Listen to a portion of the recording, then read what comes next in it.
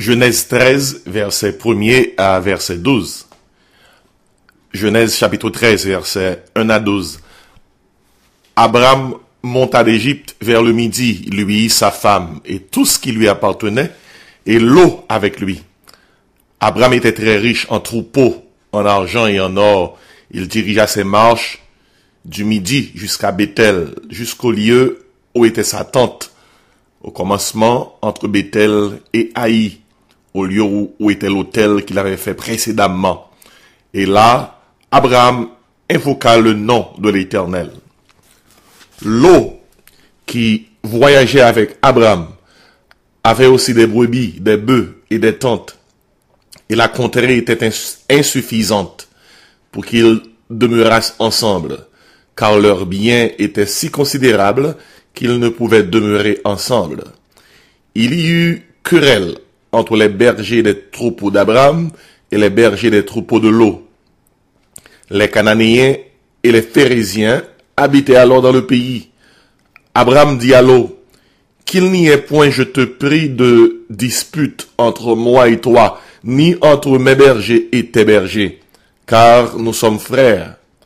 Tout le pays n'est-il pas devant toi? Sépare-toi donc de moi. Si tu vas à gauche, j'irai à droite. Si tu vas à droite, j'irai à gauche.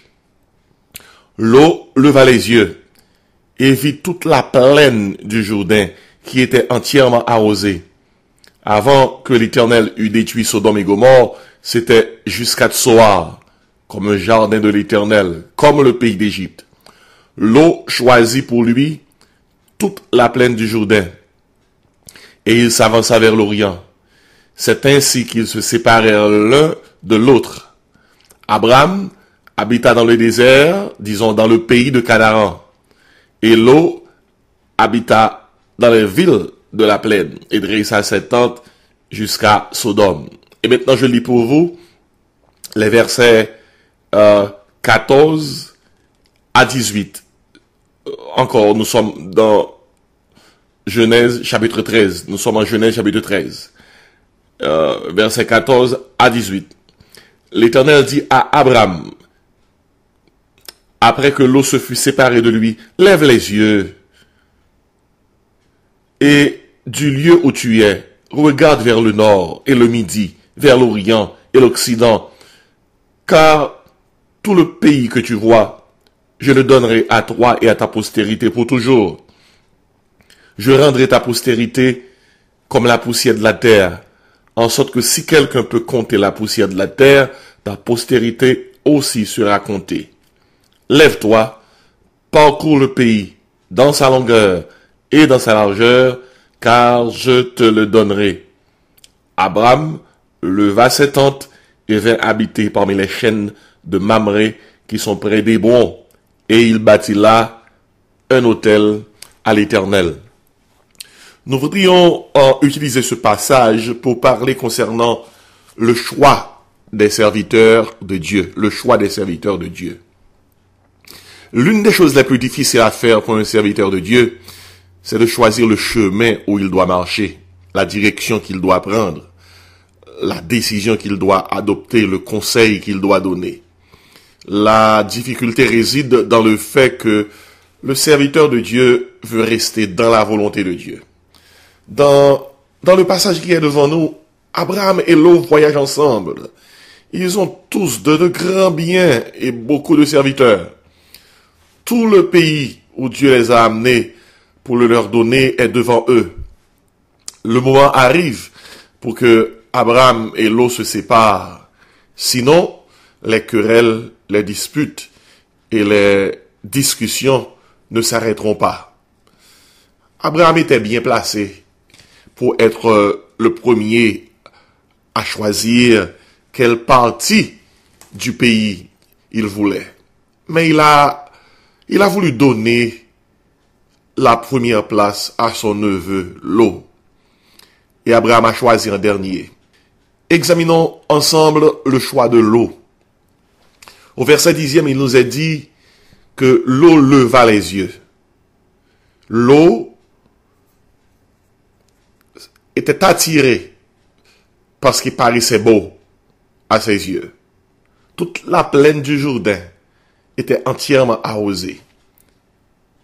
Ainsi, l'eau leva les yeux. L'eau ne voit que le présent. Verset 11e, l'eau choisit pour lui-même. Il choisit sous la dictée de ses yeux. Et finalement, l'eau prend toute la plaine et ne laisse rien pour Abraham. Et il nous a dit en conclusion que l'eau s'avança vers l'Orient. Il ne tarde pas à se déplacer. Et il faut bien remarquer l'absence de Dieu dans le choix de l'eau. C'est l'eau qui choisit. C'est l'eau qui lève les yeux. L'eau choisit pour le présent. Il est attiré par toute cette plaine, toute la plaine du Jourdain.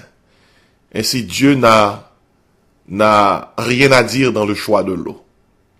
Maintenant, examinons le choix d'Abraham.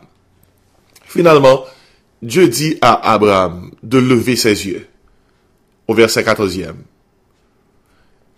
Et Dieu lui-même donne la direction à Abraham. Le nord, le midi, l'orient et l'occident. Voyez-vous, l'ordre de lever les yeux et de regarder, dans le cas d'Abraham, est venu directement de Dieu. Dans le cas de l'eau, c'est lui qui leva lui-même ses yeux. Ainsi, Dieu choisit pour Abraham, au verset 15e, tout le pays. Notez bien, Dieu choisit tout le pays. L'eau peut choisir ou bien peut avoir toute la plaine. Mais Abraham aura tout le pays. Notez bien la différence. Le pays, la plaine. Notre choix personnel peut nous donner seulement la plaine. Mais quand c'est Dieu qui choisit pour nous, il nous donne le pays. Lot pensait qu'il était très intelligent. Mais Abraham, en suivant la volonté de Dieu, a fait le meilleur choix. Dieu lui a donné le pays. Au verset 17e, il nous est dit, Dieu dit à Abraham, lève-toi. L'ordre de se lever pour prendre ce que donne l'Éternel doit aussi venir de Dieu. Se lever sans consulter Dieu ne peut que semer le malheur sur le sentier de l'enfant de Dieu. Ainsi, Abraham leva ses tentes, il habite parmi les chaînes de Mamré, il bâtit un autel à l'Éternel, et le choix d'Abraham dans l'avenir va vraiment démontrer que quand l'enfant de Dieu, quand le serviteur de Dieu laisse l'Éternel choisir à sa place, il fait toujours le meilleur choix. Comparons les choix d'Abraham et de Lot. L'un a choisi sans l'avis de Dieu. L'autre a choisi avec l'avis de Dieu. Le choix de Lot a eu des conséquences fatales.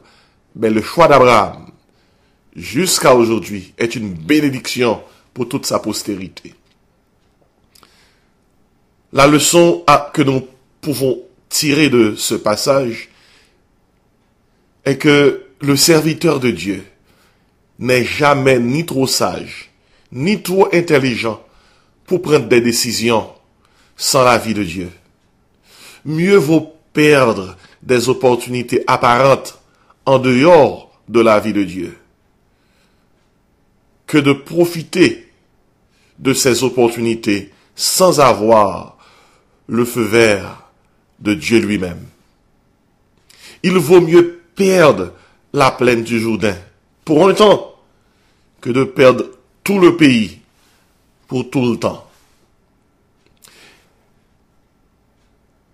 Il est important, mes amis, mes frères et sœurs en Jésus-Christ, de faire le meilleur choix.